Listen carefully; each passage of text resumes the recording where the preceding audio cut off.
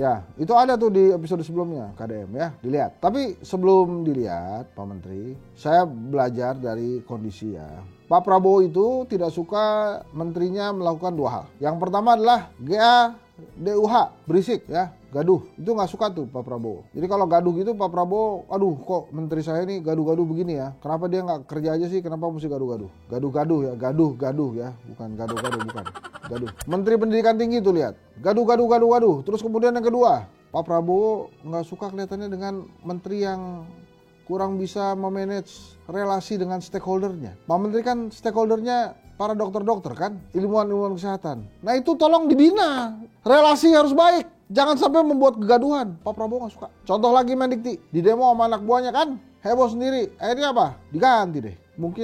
Mungkin Pak Budi Gunadi Sadikin ini sudah mulai kelelahan karena dia merasa bidangnya bukan di situ. Kan ini dia jadi Menteri Kesehatan kan di zamannya Pak Jokowi. Dia ngarepinnya begitu ganti presiden, dia kepilih lagi jadi menteri, jangan di Kementerian Kesehatan lagi. Ditaruh lagi di Kementerian Kesehatan.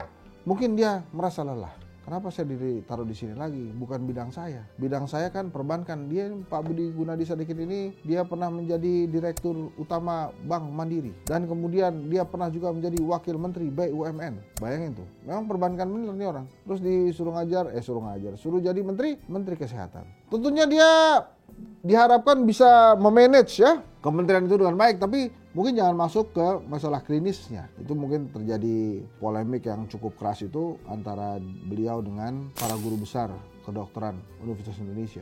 Ini jelas orang pulang pintar nih Pak. Gini ya, masuk kedokterannya aja udah susah tuh. Ini dia guru besar, jadi udah pintar banget itu.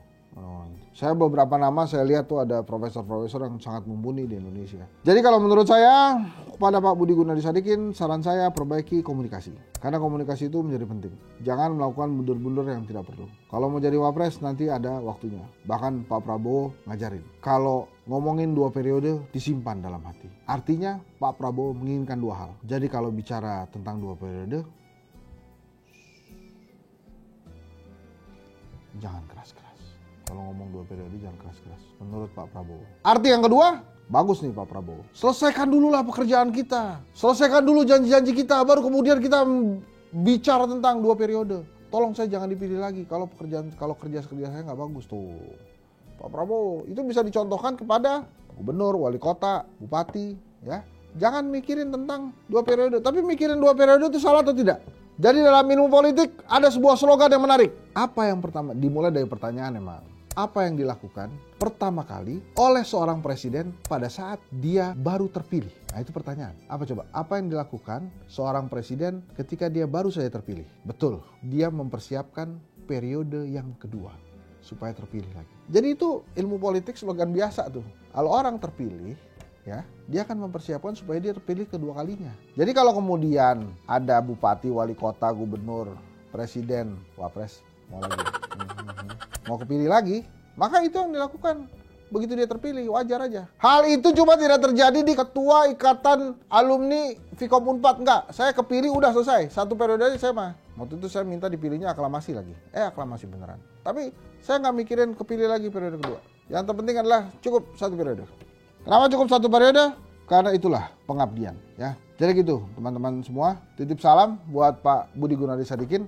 Supaya menonton film ini, kalau menurut saya Pak Budi, kalau memang sudah tidak lagi ingin menjadi Menteri Kesehatan, mengundurkan diri saja. Daripada kemudian dipaksa-paksa, nanti Bapak capek. Nanti terus kalau capek Bapak sakit. Kan kalau Bapak sakit, nanti yang ngobatin para guru besar kedokteran tadi. Jangan sakit. Ya. Oleh karena itu, kalau memang sudah tidak mau, sampaikan saja ke Pak Prabowo. Pak Prabowo, saya sudah tidak lagi mau jadi Menkes. Tolong pindahkan saya jadi menteri apalah, asal jangan Menkes. Saya ngomong aja terus terang gitu, ya. Jadi maksud saya juga, ya kalau nggak pengen kan ntar kerja setengah hati. Kalau kerja setengah hati kan nggak bagus. Ya, menurut saya sih itu. Terima kasih ya. Assalamualaikum warahmatullahi wabarakatuh. Tetap di Satgas Kritik bersama saya, Henry Satrio di YouTube TV News. Assalamualaikum.